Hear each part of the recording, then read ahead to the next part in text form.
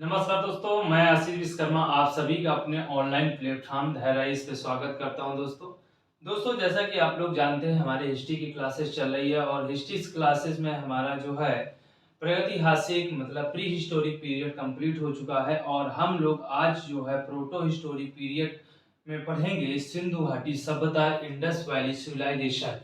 और इसका जो दूसरा पार्ट है वो है वैदिक पीरियड, वैदिक कल्चर। ठीक है, इसको दो पार्टों में विभक्त करके हम लोग आज दोस्तों पढ़ेंगे।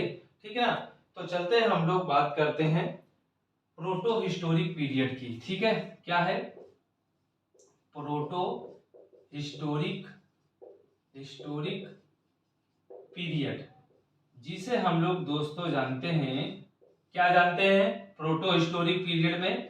इसे जानते हैं आदि ऐतिहासिक काल। क्या जानते हैं? आदि ऐतिहासिक काल। आदि ऐतिहासिक काल जानते हैं। और आदि ऐतिहासिक काल को हम दो भागों में विभक्त करने की कोशिश करेंगे। तो सबसे पहले हम लोग बात करेंगे सिंधु घाटी सभ्यता की।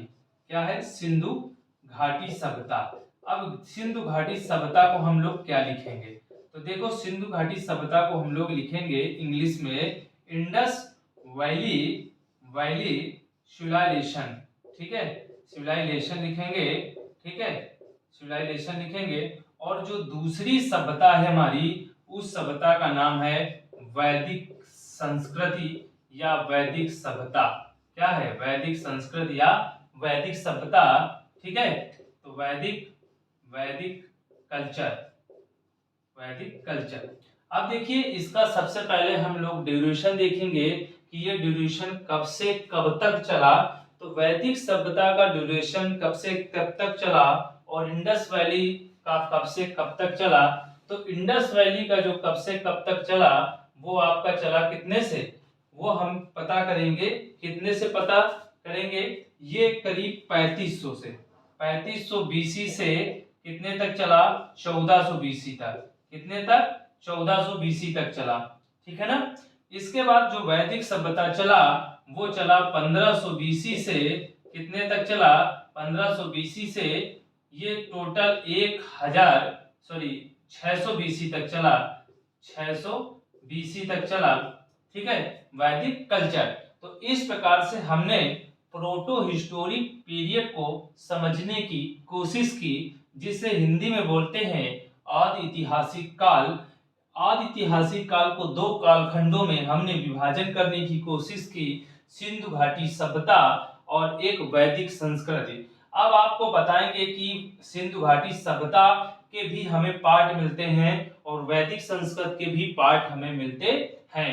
तो अब इसको भी हम विभाजित करके पढ़ेंगे। तो सबसे पहले हम लोग बात करेंगे सिंधु घाटी सभ्यता को हमने कितने कालखंडों में बांटने की कोशिश की है। तो देखते हैं कितने कालखंडों में हमने सिंधु घाटी सभ्यता को जो है डिवाइड किया है। तो इंडस वैली को हमने इंडस वैली को हमने सिविलाइजेशन को कितने कालखंडों में विभाजित करने की कोशिश की है? 3। ठीक है, सिंधु घाटी सभ्यता को हमने 3 कालखंडों में विभाजित करने की कोशिश की है। अब देखिए वो कौन से 3 कालखंड होंगे। तो सबसे पहले हम लोग बात करेंगे उसकी, किसकी बात करेंगे? जब प्रारंभिक हड़प्पा काल था। प्रारंभिक हड़प्पा काल मतलब शुरुआत का हड़प्पा काल। हड़प्पा काल अभी हम बताएंगे आपको कि हड़प्पा काल इसका नाम कैसे पड़ा। तो हड़प्पा काल मतलब स्टार्टेड जो है हड़प्पन पीरियड। हड़प्पन पीरियड। ठीक है, हड़प्पन पीरियड। और इसका जो ड्यूरेशन रहा है वो 3500 से बीसी से 2300 बीसी रहा है। कितना रहा है? 2300 बीसी रहा है। ठीक है, तो 2300 बीसी रहा है। इतना आप लोग याद रखेंगे। इसके बाद हम जो दूसरे कालखंड की बात करेंगे, जो दूसरा कालखंड है उसे हम लोग कहते हैं विकसित हड़प्पा काल। क्या कहते हैं? विकसित हड़प्पा काल। विकसित हड़प्पा काल। अब विकसित हड़प्पा काल को भी हम 3 कालखंडों में जैसे विभाजित करें, तो ये इसको हम कितने से कितने तक ड्यूरेशन रखें? तो ये 2300 है, तो 2300 से बीसी से हमने इसको 1750 बीसी तक ले जाने की कोशिश की, क्योंकि हमारे जो कार्बन डेटिंग हुआ, जो डेट का निर्धारण किया गया सिंधु घाटी सभ्यता का, वो वास्तविक में विकसित हड़प्पा काल को लिया गया। इसलिए 2300 बीसी से 1750 बीसी तक हमने इसको डिवाइड किया। अब बचा आपका तीसरा कालखंड। तो तीसरा कालखंड है आपका पतन हड़प्पा काल। पतन हड़प्पा काल, हड़प्पा काल। अब इसको हम क्या लिख सकते हैं, decline, decline, decline Harappan period. क्या लिख सकते हैं, हड़प्पन पीरियड, हड़प्पन पीरियड। ठीक है, तो इसको हमने जो है हड़प्पा काल का ऐसा काल जो अपने पतन पर था, मतलब ये सभ्यता जो थी वो क्या हो रही थी, पतन हो रही थी। ठीक है, इसलिए इसको हम लोग पतन हड़प्पा काल कहा। और इसका जो ड्यूरेशन रहा वो 1750 बीसी से लेकर 1400 बीसी रहा। हमने भारतीय इतिहासकार इस बात को बताने की कोशिश की कि सिंधु घाटी सभ्यता को 3 कालखंडों में विभाजन किया गया। जो पहली सभ्यता की जब शुरुआत हुई थी, जिसपे जो सभ्यता पहली आई, जैसे हड़प्पन सभ्यता पहली सभ्यता थी। ठीक है, तो हड़प्पन सभ्यता के आधार पर इस सभ्यता का नाम सिंधु घाटी सभ्यता से हड़प्पा सभ्यता पड़ा। ये आपको हम बताएंगे आगे। इसके बाद विकसित हड़प्पा काल ऐसे नगर सिंधु घाटी सभ्यता के, इंडस वैली सिविलाइजेशन के, कि जो अपने आप में शहरी सभ्यता के रूप में विकासशील थे। वो सभ्यता को हमने, जो इस सभ्यता के दौरान उद्भव हुए, अपलब्ध हुए हमारे साइट, वो सारे विकसित हड़प्पा काल के अंतर्गत आते हैं, डेवलप हड़प्पन पीरियड के अंतर्गत आते हैं। और जब ये हड़प्पा अपने पतन, मतलब ये उखड़ने लगी थी, ये हड़प्पा से लोग दूर जाने लगे थे, इस सभ्यता के लिए प्रगति ने प्रहार किया, तो जिस तरह से ये पतन हड़प्पा काल का समय माना जाता है वो 1750 से 1400 बीसी माना जाता है। इतनी बात, ये बात बिल्कुल क्लियर हो गई होगी।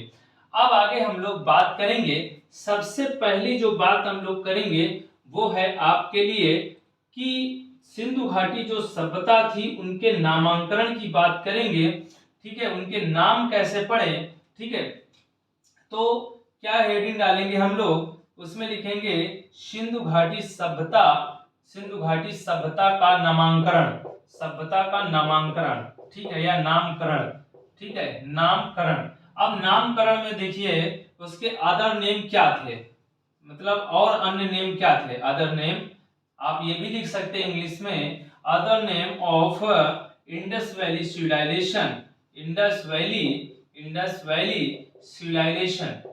ठीक है, इंडस वैली सिविलाइजेशन, मतलब सिंधु घाटी सभ्यता का जो नामांकन हुआ है उसको हमने कितने नामों से जानने की कोशिश की है।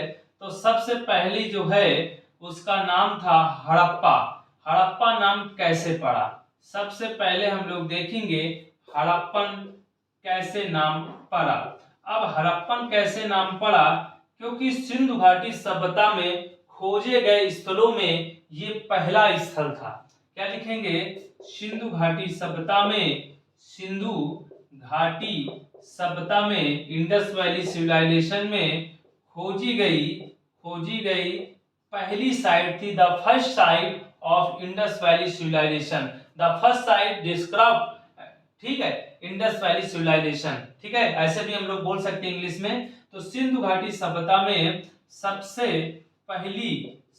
पहली खोजी गई सभ्यता थी, खोजा गया स्थल था, खोजा गया स्थल था। इस वजह से हमारे जो भारतीय इतिहासकार थे वो भारतीय इतिहासकार इस सभ्यता के आधार पर एक और नामांकन दिया, हड़प्पन सभ्यता का।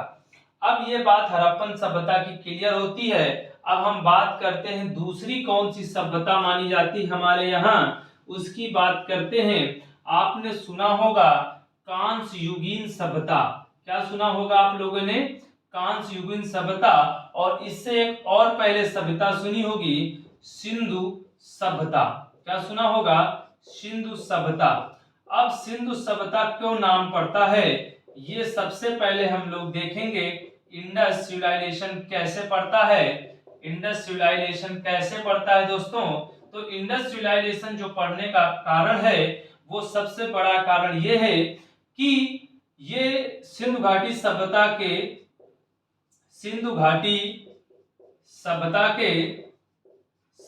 के जितने स्थल मिले, जितने स्थल हमें प्राप्त हुए वो सभी सिंधु नदी के बाएं दाएं तट पर या इर्द गिर्द हमें प्राप्त हुए। इसी वजह से हम लोग इसे सिंधु सभ्यता का नाम देते हैं। एक दूसरा नामांकरण होता है हमारे सिंधु घाटी सभ्यता का, जिसे हम नाम देते हैं सिंधु सभ्यता, इंडस सिविलाइजेशन। इसका कारण है कि ये जितने भी साइट हमें मिले हैं इंडस वैली सिविलाइजेशन से, वो सारे साइट इंडस के एक लेफ्ट और एक राइट दोनों हिस्से पर हमें प्राप्त हुए हैं। इस प्रकार से हम कह सकते हैं कि सिंधु सभ्यता नाम इसीलिए पड़ा है कि जो सिंधु नदी के दाएं और बाएं ये सारे स्थल खोजे गए हैं। दो सभ्यता का नामांकन आप समझ चुके हैं कि सिंधु घाटी सभ्यता में दो नामांकन जान चुके हैं हम लोग, और अब हम लोग तीसरा नामांकन देखेंगे कि तीसरा नामकरण इसका क्या रखा गया था। तो तीसरा नामकरण रखा गया था, उसका नाम था कांस्य युगीन सभ्यता। अब कांस्य युगीन सभ्यता इंग्लिश में हम लोग बोलते हैं ब्रोंज बोलते हैं, ब्रोंज पीरियड। इसे ब्रोंज पीरियड क्यों कहा गया या ब्रोंज सिविलाइजेशन क्यों कहा गया? क्योंकि सिंधु घाटी सभ्यता के लोग, मतलब इंडस वैली सिविलाइजेशन के पर्सन थे, जो पीपुल्स थे, वो क्योंकि सिंधु घाटी सभ्यता के लोग कांसा सर्वाधिक बनाना जानते थे। कांसा मतलब ब्रोंज सर्वाधिक बनाना जानते थे, मतलब अत्यधिक बनाना जानते थे, मेक करना जानते थे, बनाना जानते थे। और इसका सबसे बड़ा कारण था, जानते थे। और ये जो कांसा बनता था, तो आपको बता दें कांसा कैसे मिक्स किया जाता था, इस मिक्स में क्या क्या होता था, कौन कौन सी जो है धातुएं होती थी। सबसे पहले तो कॉपर होता था और टिन होता था। ठीक है, क्या होता था? टिन। कॉपर और टिन को मिलाकर के ब्रोंज बनता था, और ब्रोंज सबसे ज्यादा इस सभ्यता में एक विज्ञान को क्रांति दी थी, क्योंकि कांसा बनाना सर्वाधिक इस सभ्यता के लोग जानते थे। इस वजह से हमें हर जगह पर इस सभ्यता से यही प्रमाण मिला कि सबसे ज्यादा लोग कांसा बनाना जानते थे। तो कांसा बनाने के आधार पर इस सभ्यता का जो नामांकन हमने दिया, जो नेम दिया, वो हमने कांस्य युगीन सभ्यता का नाम दिया। तो तीसरा नामांकन हमारे सिंधु घाटी सभ्यता का कंप्लीट होता है। और अब हम चलते हैं चौथी सभ्यता में, देखते हैं चौथी सभ्यता क्या थी। तो चौथी जो सभ्यता थी, देखिए दुनिया में सबसे पहली जो शहरी सभ्यता के रूप में उदय हुआ है या उद्भव हुआ है या साइड का अपलैप्ट हुआ है, वो सभ्यता के रूप में हम लोग चौथा नामकरण में प्रथम नगरी क्रांति कहते हैं। हम लोग प्रथम नगरी क्रांति इसलिए कहते हैं कि दुनिया में है इससे पहले तो मेसोपोटामिया की सभ्यता ने जन्म दिया था, जो नील नदी के तट पर इस सभ्यता ने जन्म दिया। और वो नील नदी की तट पर जो सभ्यता ने जन्म दिया, वो सभ्यता बहुत पुरानी थी। ठीक है, पुरानी सभ्यता भी थी और ग्रामीणी सभ्यता थी, रूरल सभ्यता थी, अर्बन सभ्यता नहीं थी। मगर इस सभ्यता ने जो जन्म दिया, वो शहर के तरीके नगर हमें मिले। जिस तरह से रहन सहन आज हमारे शहरों का है, तो वो पहली बार ऐसे शहर हमें दुनिया में देखने को मिले। इस वजह से कहा जाता है कि दुनिया में जब शहर बने, तो सबसे पहले इस सभ्यता ने प्रमाण हमें दिया कि इसी सभ्यता में शहरी सभ्यता का निर्माण हुआ था। इसलिए प्रथम नगरी सभ्यता इसलिए हम लोग कहते हैं, इसको इंग्लिश में हम लोग लिखेंगे the first revolt called urban, ठीक है। द फर्स्ट रिवॉल्ट अर्बन मतलब प्रथम नगरी क्रांति। प्रथम नगरी क्रांति की जो सभ्यता है, इसलिए कहा जाता है कि दुनिया में पहली बार, मतलब पहली बार ऐसी घटना घटी, दुनिया में पहली बार शहरों का उदय हुआ। शहरों का उदय हुआ मतलब शहर का निर्माण हुआ। इस वजह से इस सभ्यता का नामांकन हम लोग प्रथम नगरी सभ्यता के रूप में देते हैं। इस बात के लिए आप लोग पूर्ण रूप से तैयार हो गए होंगे और क्लियर भी हो गया होगा कि सिंधु घाटी सभ्यता को इस वजह से हम लोग इतनी सभ्यताओं के नामकरण के रूप में रखते हैं। तो इस प्रकार आज हमने सिंधु घाटी सभ्यता में सिर्फ केवल ये जाना कि सिंधु घाटी सभ्यता के क्या क्या नाम रहे, ठीक है। तो अब हम लोग यही अपनी क्लास को समाप्त करते हैं और फिर इसी तरह रेगुलर क्लास हिस्ट्री के साथ फिर अगली क्लास में मिलते हैं आपसे। आज के लिए बस इतना ही। Thank you so much. धन्यवाद। जय हिंद, जय भारत।